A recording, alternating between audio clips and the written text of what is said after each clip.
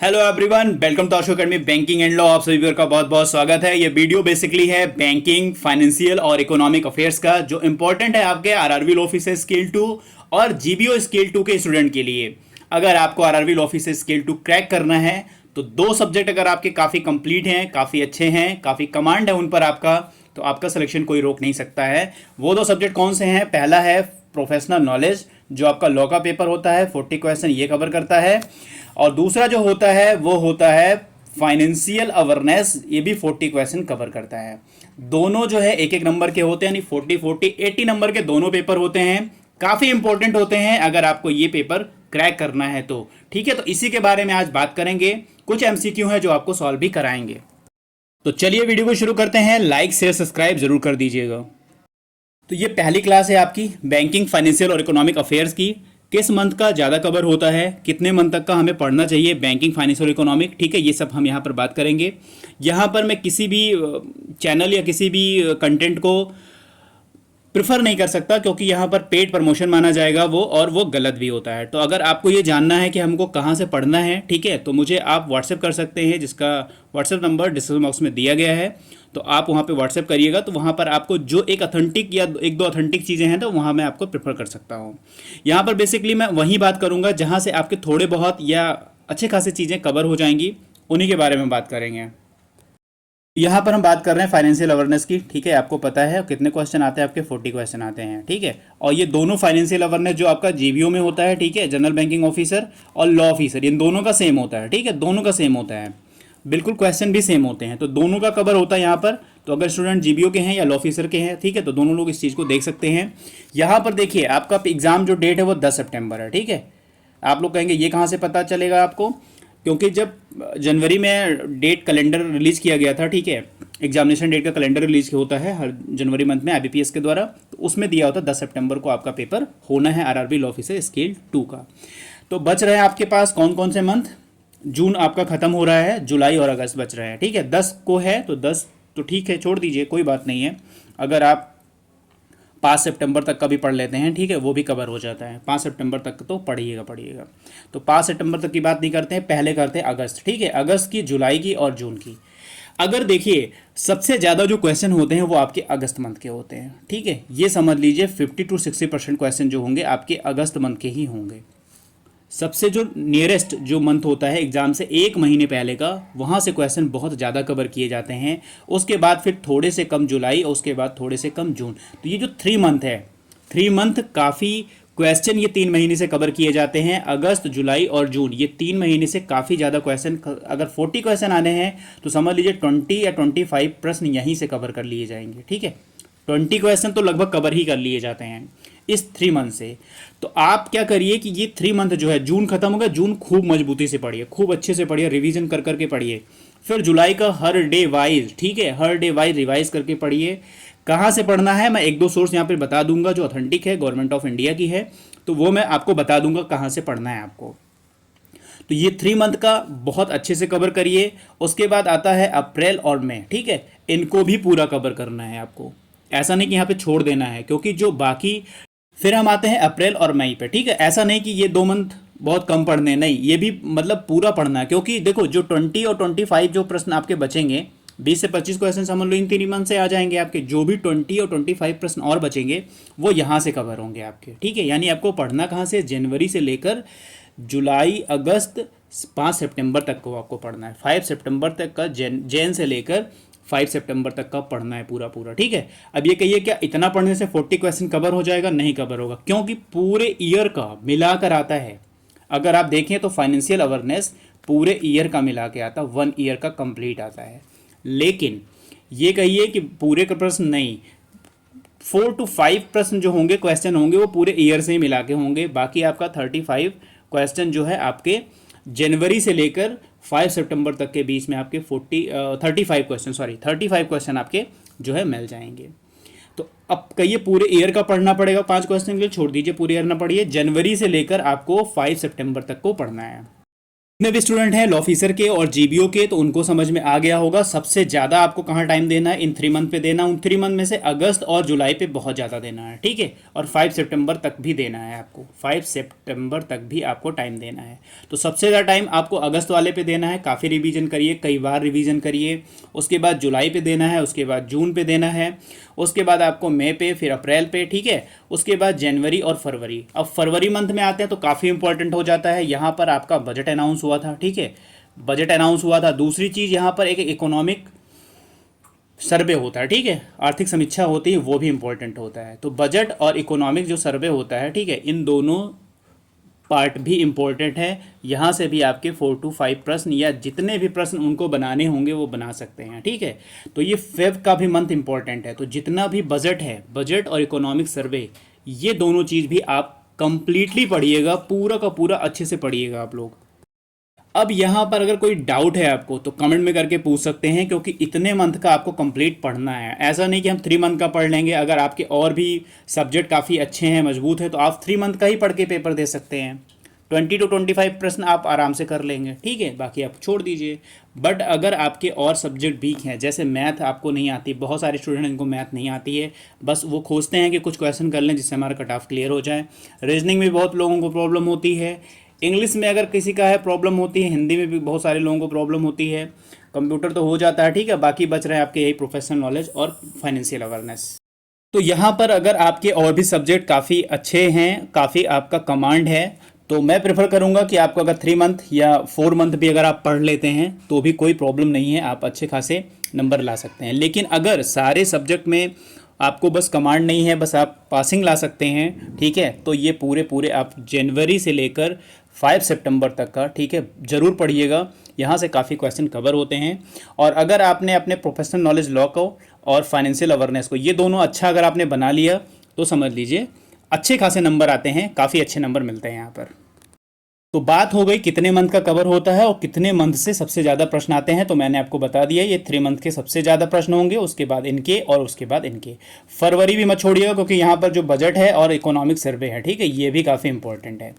अब बात कर लेते हैं कहाँ से पढ़ना है हमको। तो सबसे पहली चीज़ जो है, आरबीआई को जो सर्कुलर है, ठीक है, आरबीआई की वेबसाइट पर आप जा सकते हैं, वहाँ जो इनका सर्कुलर होता है, ठीक है, या जो भी, जैसे आप नाबार्ड है, आप आरआरबी का एग्ज़ाम दे रहे हैं तो नाबार्ड के वेबसाइट पे जा सकते हैं आप, ठीक है। तो इन दोनों के वेबसाइट पे जाकर जो भी न्यूज़ होती है relating to banking, relating to finance, क्योंकि ये दोनों काम करते हैं, बैंकिंग और फाइनेंस से रिलेटेड काम करते हैं। तो जो आरबीआई का सर्कुलर होता है पर डे जारी होता है, 2 3 4 5 सर्कुलर रोज जारी होता है। तो आप एक काम कर लीजिए, या तो डेली आप सर्कुलर पढ़िए, ठीक है, या नाबार्ड की वेबसाइट पे भी आप विजिट कर सकते हैं। तो यहाँ पर आरबीआई का सर्कुलर आपको पढ़ना है, ठीक है, डेली आते हैं 4 5 6 7, तो कवर करिए कम से कम 4 5 महीने का, तो आरबीआई सर्कुलर जरूर कवर करिए, ठीक है। फिर नाबार्ड की वेबसाइट पे जो भी इंपॉर्टेंट न्यूज़ होती है रिलेटेड टू बैंकिंग फाइनेंशियल, वो भी कवर करिए। तो ये 2 चीज़ें हो गई आपकी, 2 जगह से आप काफ़ी चीज़ें कवर कर सकते हैं। तीसरी चीज़, आप एक मंथली मैगजीन लीजिए, मंथली मैगजीन में कोई अच्छी मैगजीन लीजिए, ठीक है, जिसमें ज़्यादा से ज़्यादा पार्ट जो बैंकिंग और फाइनेंस का होता है उससे रिलेटेड आप करिए, ठीक है। ऑनलाइन आप खुद सर्च कर लीजिए, जहाँ भी आपको चीज़ें मिल रही हैं वो ठीक है। एक कोई न्यूज़पेपर, ठीक है, जो बैंकिंग और फाइनेंस या इकोनॉमिक टाइप का होता है, ठीक है, इंग्लिश का ही न्यूज़पेपर लें, हिंदी में तो बहुत ज़्यादा मटेरियल नहीं होता है, तो इंग्लिश न्यूज़पेपर एक फॉलो कर सकते हैं, जिसके पीछे जो इकोनॉमिक टाइप की जो होती हैं 2 4 पेज, वो काफ़ी इंपॉर्टेंट है, ठीक है, एक चीज़ ये कवर कर सकते हैं। दूसरा जो पीटीआई न्यूज़ है, ठीक है, जो भारत सरकार का, यहाँ से भी आप जाकर देख सकते हैं कि आज के दिन में जो वर्ल्ड में या इंडिया में क्या बैंकिंग चीज़ों में रिफॉर्म हुआ है या क्या नई चीज़ें आई हैं, ठीक है, ये सारी चीज़ें आप देख सकते हैं। तो ये 4 5 सोर्स हो गए, ठीक है, जो काफ़ी इंपॉर्टेंट है, और यहाँ से ही सारी सब कुछ यहीं से जुड़ी हुई हैं, जो भी लोग पढ़ाते हैं, जो भी लोग बनाते हैं, सब कुछ यहीं से जुड़ा हुआ है। तो हमने आपको बताया है कहाँ कहाँ से आपको क्या क्या कवर करना है। तो ये एक आरबीआई का सर्कुलर आपको देखना है, ठीक है। दूसरा, नाबार्ड की वेबसाइट पे आपको विजिट करना है, जो भी चीज़ें वहाँ न्यूज़ टाइप मिलती हैं वो आपको देखनी है। तीसरा, आप पीटीआई न्यूज़ देख सकते हैं, ठीक है, यहाँ पर भी आपको बहुत सारी चीज़ें वर्ल्ड और इंडिया में मिल जाएंगी, क्या क्या चीज़ें रिफॉर्म हुई हैं बैंकिंग और इकोनॉमी के सेक्टर में, ठीक है। एक न्यूज़पेपर मैंने आपको बताया है जो इकोनॉमिक से जुड़ा जो न्यूज़पेपर हो, ठीक है, जो भी इकोनॉमिक से जुड़ा न्यूज़पेपर हो तो उसे आप फॉलो कर सकते हैं, न्यूज़पेपर फॉलो कर सकते हैं। एक मंथली मैगजीन, ठीक है, मंथली मैगजीन आप ले सकते हैं कोई भी, जिसमें इकोनॉमिक और बैंकिंग का एक पार्ट होता है, काफ़ी मतलब उस पर फोकस किया जाता है, तो कोई भी एक ले सकते हैं। यहाँ मैं किसी चीज़ का नाम नहीं ले सकता हूँ क्योंकि वो पेड प्रमोशन माना जाता है और वो सही भी नहीं होता है, ठीक है। तो यहाँ पर ये सारी चीज़ों की यहाँ से आपको पढ़ना है, यहाँ से काफ़ी चीज़ें आपको कवर हो जाएंगी। डेली रूटीन पे आप इस चीज़ को फॉलो करिए, रिवीजन करिए और पढ़ाई करिए, ठीक है। बाकी यहाँ से भी कुछ और पूछना है तो व्हाट्सएप नंबर है या कमेंट सेक्शन है, तो कमेंट करके आप पूछ सकते हैं मुझसे। आई होप आपको समझ में आ गया होगा कि कहाँ से कहाँ तक का पढ़ना है। तो मैंने आपको बता दिया है, जैन से लेके 5 सितंबर तक आपको पढ़ना है। पूरे ईयर का पढ़ने की ज़रूरत नहीं है, कवर तो पूरे ईयर का होता है, लेकिन कोई ज़रूरत नहीं कि आपको पूरा ईयर कवर करना है। मोस्टली आपको ये 3 मंथ बहुत अच्छे से करने हैं, फिर ये 2 मंथ, उसके बाद फेब का जो इकोनॉमिक सर्वे और बजट है वो कवर करना है, देन जनवरी के भी पढ़ने हैं। तो इतने मंथ का आपको कवर कर लेंगे तो आपका 40 क्वेश्चन में से काफ़ी अच्छे खासे नंबर आ सकते हैं। कहाँ कहाँ से कवर करना है ये भी मैंने आपको बता दिया है, ठीक है। चलिए कुछ MCQ हैं उसको हम देखते हैं। हम 2022 के पेपर की बात करते हैं। अगर 2022 में जो हमारा IBPS RRB law officer scale 2 का जो एग्ज़ाम हुआ था 24 सितंबर को हुआ था, ठीक है, 24/09 को हुआ था एग्ज़ाम पेपर। और इसमें जो फाइनेंशियल अवेयरनेस पूछा गया था उसका पैटर्न जो है बहुत टफ था, ठीक है, बहुत ज़्यादा। वो पैटर्न काफ़ी टफ था, ठीक है। इतना टफ पेपर बनाया गया था क्योंकि वहाँ पे काफ़ी लोगों को क्वेश्चन करना, एक गई थी कट ऑफ भी उसकी, ठीक है, बहुत कम कट ऑफ गई थी, 40 में 1 कट ऑफ गई थी। जनरल OBC सबका एक ही गया था कट ऑफ, ठीक है। तो वहाँ पर यह है कि काफ़ी टफ पेपर बनाया गया था। IBPS इन मामलों में काफ़ी अच्छा है कि पेपर का पैटर्न हमेशा बदलता रहता है, ठीक है। ये ज़रूरी नहीं कि पिछली बार बहुत टफ था, इतने सारे पैटर्न चेंज कर दिए थे तो उस बार भी हो, तो ऐसा नहीं हो सकता है। तो आप जो है वन लाइनर भी पढ़िए और जैसे कुछ भी हो ना तो उसका डिटेल ज़रूर पढ़िएगा। जैसे अगर यहाँ एसोचैम है, ठीक है, तो एसोचैम के बारे में डिटेल पढ़िएगा। यहाँ तो वन लाइनर है, MCQ है, ये मैं करा रहा हूँ और आगे कोशिश करूँगा कि जो भी टॉपिक मैं लेकर आऊँ उसकी पूरी डिटेल लेकर आऊँ, ठीक है, आपके पास। तो यहाँ पर MCQ कर लीजिएगा क्योंकि देखो पेपर पैटर्न हमेशा बदलता रहता है, कोई ज़रूरी नहीं है। कई बार एग्जाम में क्या हुआ, हिंदी को भी रीजनिंग टाइप प्रेजेंट कर दिया जाता है। हिंदी लैंग्वेज का जो पेपर होता है उसको भी रीजनिंग के टाइप का प्रेजेंट कर दिया जाता है। तो ये पेपर जो है थोड़ा सा मतलब चेंज करते रहते हैं, हर बार का कुछ ना कुछ बदलाव होता ही होता है। यहाँ पर आप लोगों को ऐसा कुछ ध्यान नहीं देना कि पेपर बहुत टफ बनेगा, पेपर बहुत इजी बनेगा, पेपर मॉडरेट होगा, ऐसा कुछ भी सोचना नहीं है। आपको क्या करना है, आपको सिर्फ और सिर्फ पढ़ाई करनी है, रिवीजन करना है। जितना रिवीजन करेंगे उतना आपका प्रिपरेशन अच्छा होगा। तो चलिए अब देखते हैं MCQ, ठीक है। तो यहाँ पर बेसिकली ये पूछा जा रहा है आपसे कि अभी न्यू प्रेसिडेंट बने हैं एसोचैम के, ठीक है, वो कौन बने हैं। जो अप्रैल 2023 से उन्होंने अपना कार्यकाल शुरू किया है, तो वो है अजय सिंह, जो है SpiceJet के हैं और ये एसोचैम के भी न्यू प्रेसिडेंट हैं, नए अध्यक्ष बनाए गए हैं, ठीक है। पर बेसिकली बात हो रही है CII की, ठीक है। इसका पूरा नाम क्या है, कन्फेडरेशन ऑफ इंडियन इंडस्ट्री। तो इसके भी एक न्यू प्रेसिडेंट बनाए गए हैं, ठीक है। और ये CII जो है ये the largest organization of industry in the country, इस देश में जो है सबसे लार्जेस्ट ऑर्गेनाइजेशन है CII। तो इसके बनाए गए हैं कौन न्यू प्रेसिडेंट, तो वो बनाए गए हैं R दिनेश, ठीक है, याद रखिएगा। R दिनेश बनाए गए हैं जो TVS सोल्यूशन के भी TVS सोल्यूशन के थे और इनको बनाया गया है अब CII का नया प्रेसिडेंट। यहाँ पर बेसिकली एक कमेटी की बात की जा रही है, वो कमेटी रिकॉन्स्टिट्यूट की गई है, ठीक है, रिकॉन्स्टिट्यूट की गई है public undertaking on parliament from 1 मई 2023। तो ये पार्लियामेंट के द्वारा एक कमेटी बनाई गई है, ठीक है। उस कमेटी के चेयरमैन कौन है, रिकॉन्स्टिट्यूट कमेटी की गई है, ठीक है। वो कौन है, तो वो हैं संतोष कुमार गंगवार, ठीक है। संतोष कुमार गंगवार को इस कमेटी का हेड बनाया गया है। यहाँ पर जो कमेटी है ना, कमेटी का नाम है कमेटी ऑन पब्लिक अंडरटेकिंग, ठीक है। जो सार्वजनिक उपक्रम की समिति है, इसके अध्यक्ष जो बनाए गए हैं वो बनाए गए संतोष कुमार गंगवार, ठीक है। और ये जो है 1 मई 2023 से जो है इनको जो है इसका प्रेसिडेंट यानी चेयरमैन आप कह सकते हैं, तो अध्यक्ष इनको बनाया गया। तो याद रखिएगा अगर पूछा जाए कमेटी ऑन पब्लिक अंडरटेकिंग पे, ठीक है, कि चेयरमैन कौन है, जो कमेटी बनाई गई थी चेयरमैन कौन है, तो वो संतोष कुमार गंगवार उसके चेयरमैन हैं। यहाँ पर बेसिकली जो पूछा जा रहा है वो मई 2023 में, ठीक है, पब्लिक सर्विस के लिए एक प्राइज़ दिया गया है जिसका नाम है पुतलिजर प्राइज़, ठीक है, पुतलिजर पुरस्कार दिया गया है। और वो दिया गया है किस न्यूज़पेपर को और किस उनके स्टाफ को, ठीक है, किस न्यूज़पेपर के स्टाफ यानी न्यूज़पेपर को दिया गया और उनके स्टाफ को पुतलिजर प्राइज़ दिया गया है मई 2023 में। तो उसका नाम क्या है, तो उसका नाम है एसोसिएटेड प्रेस, ठीक है, ये C ऑप्शन सही है। एसोसिएटेड प्रेस नाम है और इनके स्टाफ को क्या दिया गया है, पुतलिजर पुरस्कार दिया गया है मई 2023 के लिए।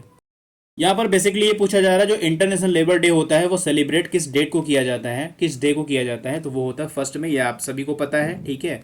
अंतर्राष्ट्रीय श्रम दिवस जो होता है वो बेसिकली 1 मई को सेलिब्रेट किया जाता है। अगर आपको बताना है, आपने पढ़ा है, तो इसकी थीम क्या है, ठीक है, या इसका सब्जेक्ट क्या है, आप मुझे कमेंट में करके बता सकते हैं। Who among the following has taken charge as the new chairman of life insurance corporation of India in May 2023। तो यहाँ पर जो LIC के चेयरमैन के रूप में किसे अपॉइंट किया गया है, किन्होंने जो है इसका कार्यभार संभाला है, किसने चार्ज लिया है LIC के नए चेयरमैन का, तो वो है सिद्धार्थ मोहंती। ठीक है, याद रखिएगा, ये काफ़ी इंपॉर्टेंट है क्योंकि LIC जो है आपको पता है लाइफ इंश्योरेंस कॉरपोरेशन, ये जीवन बीमा के मामले में काफ़ी लार्जेस्ट कंपनी है। तो सिद्धार्थ मोहंती इसके जो है नए चेयरमैन बनाए गए हैं। अपॉइंटमेंट भी पूछा जाता है, ठीक है, किसी भी तरह का कोई प्रश्न पूछा जा सकता है जो रिलेटेड आपके बैंकिंग हो, फाइनेंशियल हो या इकोनॉमिक से जुड़े हों। ठीक है, और बेसिकली पूछा जा रहा है नेस्कॉम होता है, ठीक है, इनमें से किससे रिलेटेड है, तो वो रिलेटेड है सॉफ्टवेयर से। ठीक है, नेस्कॉम किससे रिलेटेड है, सॉफ्टवेयर से। Who among the following were recently honoured as the business leader of the year at the 2022 Economic Times corporate excellent award. 2022 का जो है business leader of the year 2022 के रूप में किसे Economic Times corporate excellence award दिया गया है, तो वो हैं सुनील भारती मित्तल को। ठीक है, सुनील भारती मित्तल को दिया गया है। Option D is the right answer. तो यहाँ पर अगर आप कहें कि किसको business leader of the year 2022 के रूप में economic Times corporate excellence award दिया गया है, तो वो हैं सुनील भारती मित्तल। यहाँ पर ये बेसिकली जो प्रेसिडेंट हैं, ठीक है, वर्ल्ड बैंक के, अजय बंगा। ठीक है, अजय बंगा जो है वर्ल्ड बैंक के प्रेसिडेंट हैं। ये इनका सिटीजन जो है किस कंट्री से है, किस कंट्री के नागरिक हैं ये अजय बंगा। ठीक है, तो अजय बंगा हैं अमेरिका के। अजय बंगा कहाँ के हैं, अमेरिका के हैं। और ये अध्यक्ष हैं किसके, विश्व बैंक के। वर्ल्ड बैंक जो है ना, इसका हेडक्वार्टर कहाँ पे है, आप ये बता सकते हैं मुझे, हेडक्वार्टर कहाँ है, कमेंट में करके बता सकते हैं। यहाँ बेसिकली अजय बंगा जो है आपको बताया गया है कि नए अध्यक्ष हैं, न्यू प्रेसिडेंट हैं वर्ल्ड बैंक के। और वर्ल्ड बैंक का हेडक्वार्टर मैंने आपसे पूछा है, तो वीडियो को पॉज करके आंसर करिए क्योंकि अगला क्वेश्चन जो है वर्ल्ड बैंक के हेडक्वार्टर से ही है। और अजय बंगा कहाँ से बिलोंग करते हैं, अमेरिका से बिलोंग करते हैं। तो वीडियो को पॉज कर दीजिएगा क्योंकि अगला क्वेश्चन विश्व बैंक के हेडक्वार्टर से है, तो आप कमेंट कर दीजिएगा, देन आप आंसर देखिएगा। तो ये बेसिकली वही प्रश्न है जो मैं क्वेश्चन नंबर 9 में आपसे पूछा था। ठीक है, कि वर्ल्ड बैंक जो है उसका हेडक्वार्टर कहाँ है, तो इसका आंसर आप लोग कमेंट में करिएगा। ठीक है, कमेंट में करके बताइएगा। तो चलिए मिलते हैं नेक्स्ट वीडियो में। God bless you to all, thank you for watching. पढ़ाई करिए मन से।